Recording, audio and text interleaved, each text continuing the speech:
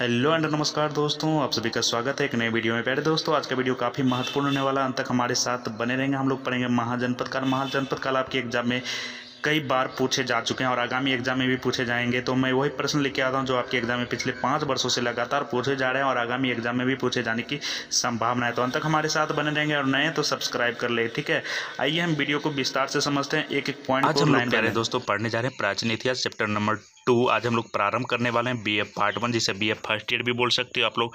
Video number 6 है, बाकी video का लिंक मैंने डिस्क्रिप्शन में दे रखा है। यदि आप सारे वीडियो को बारीकी से कर लेते हो तो आप इतिहास जैसे सब्जेक्ट में जो है आप 100 में 100 स्कोर कर पाओगे। इसमें कतई दिक्कत नहीं है।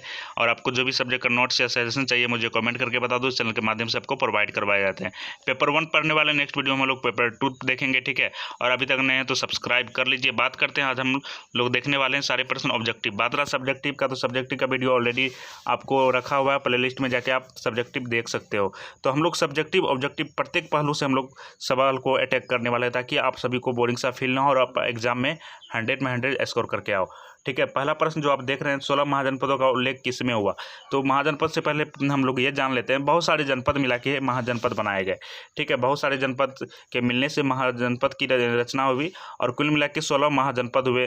पहला हुआ अंग, काशी, मत्स्य, पंचाल, इसके बाद कौशल, मगध, बहुत सारे ऐसे देखने को मिले। और ठीक है, और इन 16 महाजनपदों का उल्लेख जो है आपको अंगुत्तर निकाय, जी अंगुत्तर निकाय, option number is the right answer. Anguttara निकाय की बात करें, अंगुत्तर निकाय जो है वो बौद्ध धर्म से संबंधित है, ठीक है। बौद्ध धर्म से संबंधित है अंगुत्तर निकाय। और अंगुत्तर निकाय में जो है 16 महाजनपदों की उल्लेख की गई है। और सबसे पावरफुल महाजनपद रहा है हमारा मगध। और मगध के शासक रहे हैं अजातशत्रु, ठीक है। और हम विस्तार से पढ़ेंगे। अब विनय पिटक की बात करिए, त्रिपिटक का अंक है, जी हाँ। त्रिपिटक कुल मिला के 3 है, विनय पिटक, अभिधम पिटक, ठीक है। तो इस प्रकार जो है आप देख सकते हैं। नेक्स्ट क्वेश्चन देख लीजिए प्यारे दोस्तों, ये क्वेश्चन बार बार रिपीट होते आ रहे हैं आपके एग्जाम में। भारत में यमन का आक्रमण का साक्ष्य कहाँ है। भारत में जो यमन का आक्रमण हुआ, इसका मुझे साक्ष्य दिखाइए, प्रूफ दिखाइए। तो गार्गी संहिता पढ़ लीजिए आप, वहाँ पे आपको यमन आक्रमण का साक्ष्य मिलेगा। Option number C is the right answer. Next question देख लेते हैं प्यारे दोस्तों, 16 महाजनपदों में से, जी हाँ, जैसे कि आप सभी को पता है कि कुल मिला के 16 महाजनपद हैं, लेकिन हम आपसे प्रश्न कर देते हैं प्यारे दोस्तों कि 16 महाजनपदों में से कितने जो है गंगा घाटी में स्थित थे, गंगा के आसपास कितने स्थित थे। कुल मिला के 10 स्थित थे। जैसे अंग की बात करें तो अंग जो है वो भागलपुर में, और भागलपुर जो है वो गंगा नदी के किनारे बसा हुआ है। काशी की बात करें तो बहुत ऐसे जो है हमारा महाजनपद जो कि गंगा नदी के किनारे बसा हुआ है, ठीक। तो कुल मिला के 10 बसे हुए हैं। इसके बाद नेक्स्ट क्वेश्चन है हमारा कि 16 महाजनपदों में से दक्षिण भारत में गोदावरी नदी के किनारे स्थित जनपद का नाम बताइए। ये प्रश्न आपको SSC रेलवे वो BF पार्ट 1 में देखने को मिलते हैं, इसलिए ये सब प्रश्न की खूबसूरती और भी बढ़ जाती है। तो प्यारे दोस्तों, यदि आप भी चाहते हैं कि सक्सेस करें तो हमारे साथ अंत तक बने रहे, ठीक है। क्वेश्चन नंबर 4 हमारा कह रहा है कि दक्षिण भारत में गोदावरी नदी के किनारे स्थित महाजनपद का नाम बताइए। तो प्यारे दोस्तों, इसका आंसर हो जाता है असमक।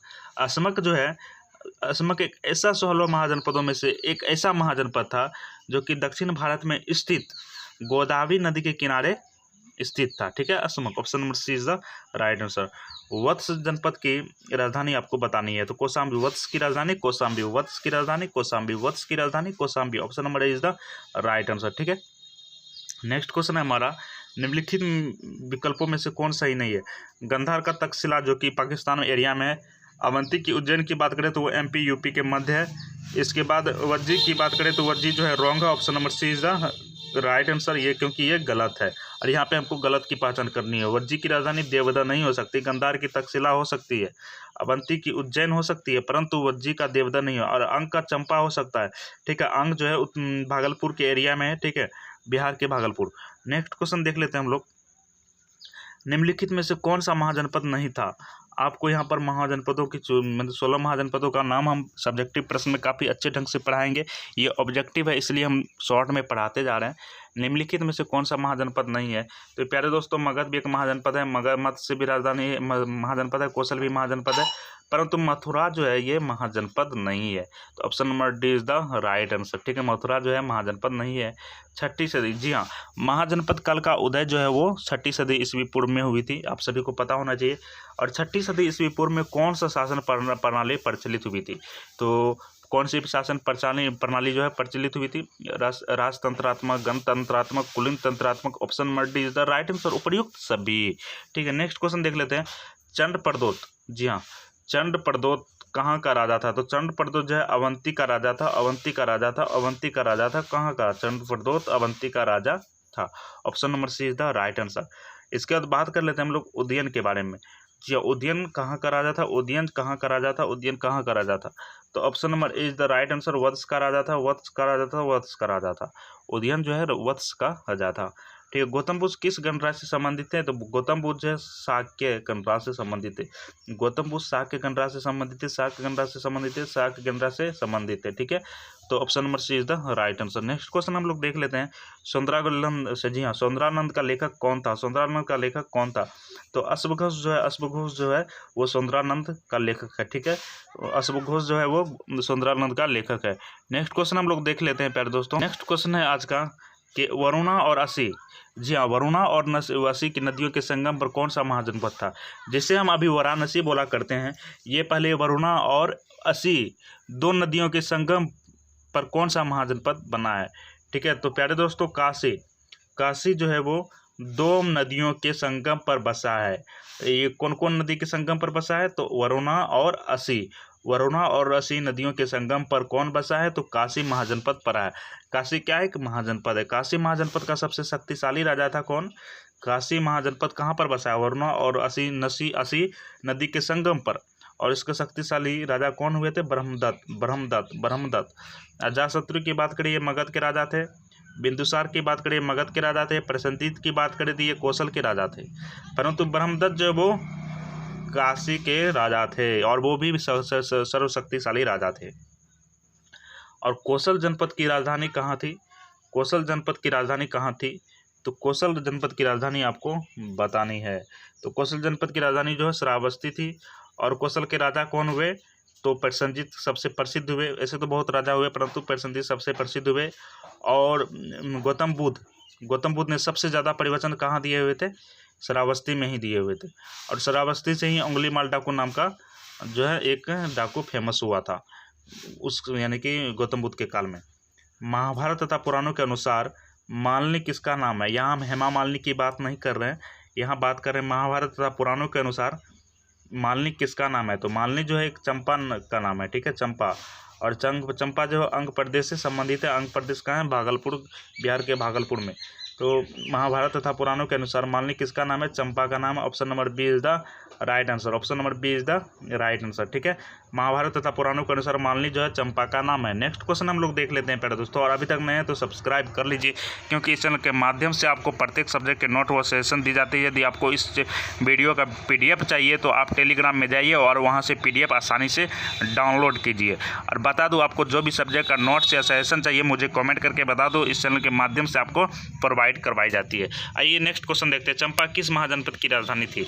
चंपा जो है किस महाजनपद की राजधानी थी? चंपा जो है वो अंग महाजनपद की राजधानी थी। अंग महाजनपद की राजधानी थी। और अंग जो है कहाँ पर है? तो भागलपुर में है, उत्तर बिहार के भागलपुर में है। ठीक है, अंग जो है भागलपुर में है और अंग जो है ये गंगा किनारे स्थित है। कुल मिला के कितने महाजनपद जो है गंगा किनारे स्थित है? कुल मिला के 10 महाजनपद जो है गंगा की नदी के किनारे स्थित है। और चंपा भी अंग जो है ये भी महाजनपद भी जो है वो गंगा नदी के किनारे स्थित है। ठीक है, और चंपा किस महाजनपद की राजधानी है? तो अंग महाजनपद की राजधानी है। और ये कहाँ पर है? तो चंपा कहाँ पर है? तो मुंगेर, जिसे मुदरई भी पहले बोला करते थे। ठीक है, नेक्स्ट क्वेश्चन है हमारा क्वेश्चन नंबर 18। निम्न में से किस नगर के निर्माण योजना सुप्रसिद्ध वास्तुकार महागोविंद ने प्रस्तुत की थी? देखिए प्यारे दोस्तों, एक बात आप लोगों को ध्यान में रखनी चाहिए कि अभी जो हम लोग बिल्डिंग बनाते हैं, बड़े बड़े घर बनाते हैं, तो किसके द्वारा बनाते हैं? एक सिविल इंजीनियर के द्वारा बनवाते हैं। उन्होंने पहले वो नक्शा तैयार करते हैं, नक्शा तैयार करने के बाद एक बिल्डिंग का नींव रखते हैं। परंतु पहले ऐसा नहीं होता था। ठीक है, इसलिए पहले का जो है अभी भी आपको देखने को मिलेगा बहुत बड़े बड़े बिल्डिंग, ऐतिहासिक बिल्डिंग अभी भी टिकाऊ है। परंतु अभी जो बिल्डिंग बन रहा है वो मुझे नहीं लगता कि सोशल चल पाएगा, क्योंकि पहले के लोग बीटेक वाले नहीं होते थे। पहले के लोग जो है वो उसके अंदर एक आत्मज्ञान होता था। परंतु अभी जो है बीटेक वाले इंजीनियर घुमा करते हैं। हम किसी भी कमेंट टिप्पणी नहीं करना चाहते हैं, बस बताना चाह रहे हैं आपको। तो पहले जो है वो वास्तुकार हुआ करते थे, अभी इंजीनियर हुआ करते हैं। तो इंजीनियर क्या करते थे, नक्शा बना के देते थे, और वास्तुकार जो है बड़े बड़े यानी कि बिल्डिंग नगर का निर्माण करने के लिए वो योजना सुप्रसिद्ध वास्तुकार थे। कौन थे, महागोविंद। और उन्होंने किस नगर के निर्माण के लिए योजना सुप्रसिद्ध करी, तो इसके बारे में आपको बताना है। तो पहले दोस्तों Champa, option number D is the right answer. Champa के निर्माण के लिए उन्होंने योजना सुप्रसिद्ध की, वह वास्तुकार था महागोविंद। ठीक है, नेक्स्ट क्वेश्चन हम लोग देख लेते हैं। निम्न में से कौन सा महाजनपद 5 पहाड़ियों के बीच में था। जी हाँ, इधर से भी पहाड़ी, इधर से भी पहाड़ी, इधर से भी पहाड़ी, इधर से भी पहाड़ी, इधर से भी पहाड़ी, 5 पहाड़ियों के मतलब बीच में था कौन सा महाजनपद, और सबसे शक्तिशाली भी रहा वो महाजनपद, उसके टक्कर का एक भी महाजनपद नहीं था। तो इसके बारे में आपको बताना है। तो हम बात कर लेते हैं मगध। मगध एक ऐसा महाजनपद है जो कि सबको इम्प्रेस करता है, मुझे भी कहीं ना कहीं आकर्षित किया इसके इतिहास जानने को। जी हाँ, मगध जो है वो 5 पहाड़ियों के बीच में था, और वो जो है सभी 16 महाजनपदों में से सर्वशक्तिशाली रहा। और इसके राजा जो है अजातशत्रु, वो भी काफ़ी फेमस रहे। ठीक है, अजातशत्रु, और अजातशत्रु को हम पितृहंता वंश भी बोल सकते हैं। ठीक है, पितृहंता वंश क्यों बोल सकते हैं, पहले अजातशत्रु की मृत्यु हुई उनके पुत्र के द्वारा, फिर अजातशत्रु के पुत्र की मृत्यु हुई, फिर उनके पुत्र के द्वारा, इसलिए आप उसे पितृहंता वंश भी कर सकते हो। ठीक है, और मगध वंश जो है सबसे ज़्यादा फेमस रहा। ठीक है, इसके बाद नेक्स्ट क्वेश्चन हम लोग नेक्स्ट और आखिरी प्रश्न है हमारा, मगध की प्राचीन राजधानी का क्या नाम था। तो मगध की प्राचीन राजधानी का नाम हम राजगिरी अथवा गिरिवर्ज भी बोल सकते हैं, जिसे हम अभी मगध का यदि क्षेत्र देखा जाए तो वो पटना वो बोध गया, जी हाँ, पटना वो बोध गया हो सकता है, और इसका प्राचीन राजधानी थी राजगिरी तथा अथवा गिरिवर्ज। तो कैसा लगा आज का सेशन मुझे कमेंट करके बताइए। ठीक है, और ये मेरा आखिरी सवाल था। BA BSc BCom part 1 part 2 part 3 सभी सब्जेक्ट के नोट व सेशन पाने के लिए आप हमारा YouTube channel target with Shivam को सब्सक्राइब करें। मिलते हैं नेक्स्ट वीडियो में। Thanks for watching, bye bye, take care, जय हिंद दोस्तों।